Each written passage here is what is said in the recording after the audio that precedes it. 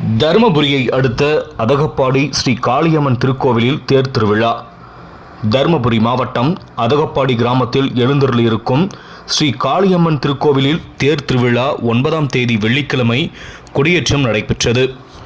10ஆம் தேதி சனிக்கிழமை புண்ணியாஜன பூஜை நடைபெற்றது. 11ஆம் தேதி ஸ்ரீ காளியம்மன் கோவில் வளாகத்தில் தீமிதி திருவிழா நடைபெற்றது. 12ஆம் தேதி திங்கட்கிழமை கரக வேடிக்கை நிகழ்ச்சிகள் நடைபெற்றது. 13ஆம் தேதி செவ்வாய்க்கிழமை செல்லியம்மன் அழைப்பிதழ் நடைபெற்றது. 14ஆம் தேதி புதன்கிழமை பட்டாளம்மன் சுவாமி அழைத்தல் நடைபெற்றது. 15ஆம் தேதி வியாழக்கிழமை காளியம்மன் செல்லியம்மன் பட்டாளம்மன் ஊர்வலம் நடைபெற்றது. 16ஆம் தேதி வெள்ளிக்கிழமை விநாயகர் தேர் நடைபெற்றது.